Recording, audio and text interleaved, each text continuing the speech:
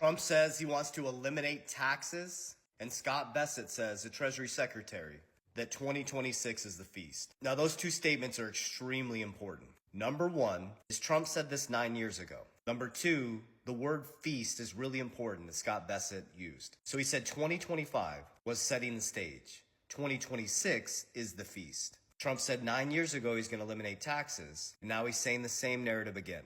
So what we need to understand is how to navigate this. You don't need the next best crypto, the next best investment. You can understand the word feast, famine. Over 200 years, there's been 30 massive market collapses. You need a system, not the next best crypto, not the hype, not the hopium, a system. Because just like Scott Bessent said, he set the stage for the feast. You need to understand economic cycles. Now remember, before 1913, we used to tariff other countries. Then after 1913, going into 1915, the 16th Amendment, making income tax constitutional, was designed to tax the wealthy, but it bled down into the middle class and the working class. And so since 1913, the Federal Reserve, which is a federal nor reserve, has collapsed our dollars 96 to 97%. We stopped tariffing other countries and started taxing our own people, which put us into a monetary debt enslavement system.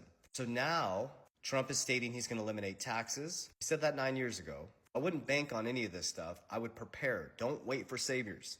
He's bringing in Reaganomics on steroids, which is deregulation, public and private sector coming together. These are all your hints of what to invest in. The middle class, working class getting more money in their pockets. But here's the biggest issue I've been teaching. It doesn't matter how much money you put in people's pockets. Jim Rohn said it the best. You give $1 million to every person in society, it ends up right back in the same 1%'s hand. We don't need stimulus checks. We need financial literacy. You need to understand how inflation works. You need to understand what happens when the feds just turn the printing machine back on, that your dollar becomes worthless. You're working your ass off. You're become poor every single year without doing anything. You're never going to catch up unless you learn how to create a system. You got to learn how to create cash flow.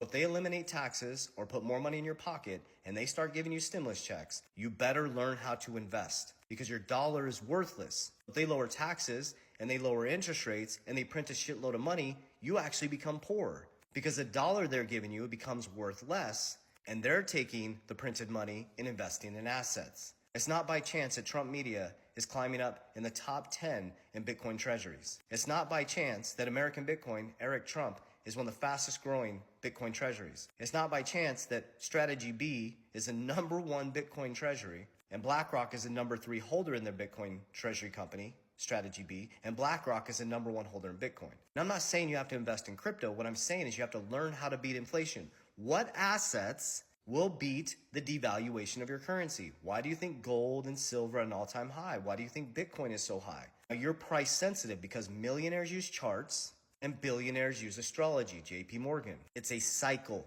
So don't wait for him to eliminate taxes. Build a system preparing for these things to happen. When they happen, markets go straight up. Remember, he said we're in the feast. So when you're feasting, pull profits because a famine is coming. Stop believing these influencers to hold, borrow. You're going to get wrecked. 10-10-20-25 in crypto is your greatest example. Pull profits, secure some of it, protect some of it in insurance, build a trust, build a legacy, put some in real estate, maybe get some precious metals because the famine's going to come. When the famine comes, you have a bunch of assets to include family banks insurance that you can buy everybody's fear and all their greed and repeat the process. Warren Buffett. That's how winning is done. There's been 30 major market collapses the last 200 years. I wouldn't bank on him eliminating taxes, but if he does, you take that income and you get sovereignty for your family. Because head of household and men, I'm speaking to you, you should never put your kids' care, their education, and their faith in some other man's hands. And you should never let another man manage your money. Take sovereignty of your kids, take sovereignty of your wealth. Getting wealthy isn't about watches and cars. It's about having the freedom to say no. Having the sovereignty to not have to say anything that's not in alignment with your morals, ethics, and your family. This is about freedom. Get prepared. Warriors, rise. Get your shit together. Love you guys.